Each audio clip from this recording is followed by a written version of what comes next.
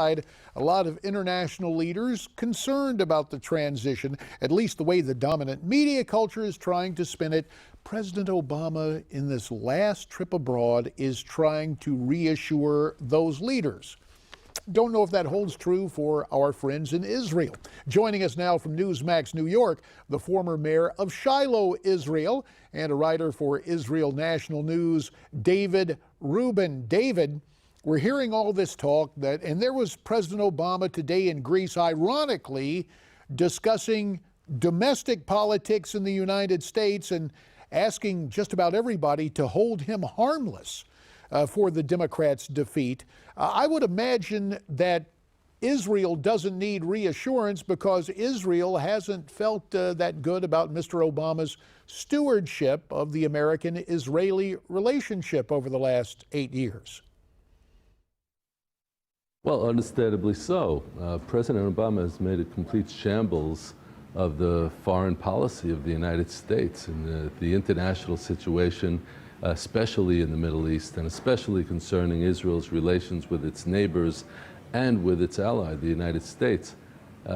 He's done a terrible job. So it certainly is understandable that people in Israel are very happy with the results of this election. And while Israel is happy with the results of the election, what about the rest of the world? Are world leaders really as nervous as the dominant media culture, the corporate media culture in the United States says they are? No, of course not. There's no reason why people should be nervous. I mean, Donald Trump didn't get to be a billionaire without being a very good executive and a very good leader.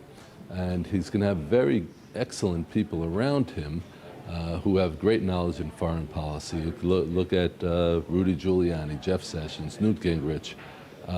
These are excellent people who understand the situation of the United States in the world, that understand the Islamic threat, which is a very real threat to Western civilization.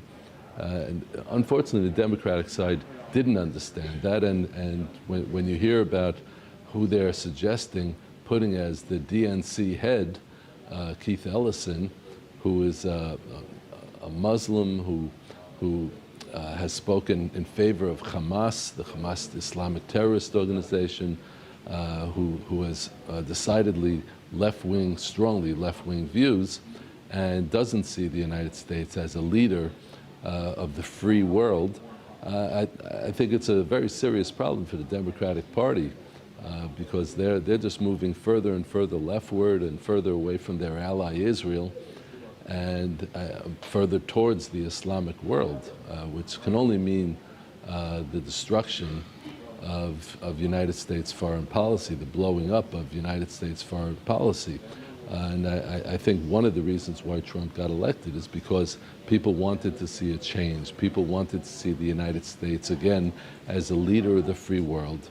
And people wanted the United States to stand with its allies, not with its enemies. Well, to that point, while we tended to look at Islamic terror being the province of, geographically, of the Middle East prior to 9/11, now over a decade and a half ago in this country, and now we've seen more attacks in Europe with the influx of refugees.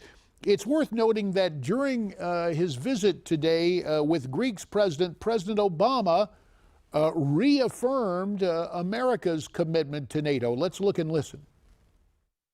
The strong NATO relationship between the United States and Greece is of the utmost importance. Across Democratic and Republican administrations, there's a recognition that the NATO alliance is absolutely vital, and the transatlantic relationship is the cornerstone of our mutual security as well as prosperity. All right, so he's talking about NATO there, and of course he has offered rhetorical blandishments to Israel in the past. We've got about a minute and a half left, David. I'm just kind of curious about this. There was some concern prior to the election that Mr. Obama heading out the door would have a kind of unpleasant surprise for Israel. Rather, whether it was recognizing Palestine, the Liberation Organization, doing more to, quote, legitimize them in the eyes of the world. Do you still have that fear? About a minute left. Well, I've always said that Obama is the most hostile president in American history towards Israel, with the possible exception of Jimmy Carter.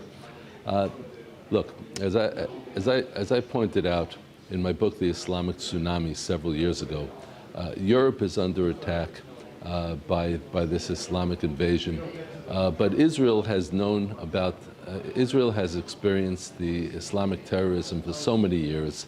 And, you know, I mean, I myself have been wounded in a terrorist attack, along with my 3-year-old son who was shot in the head. So this is something that's very real. We understand it. Obama may try, as a lame duck president, to do things against Israel.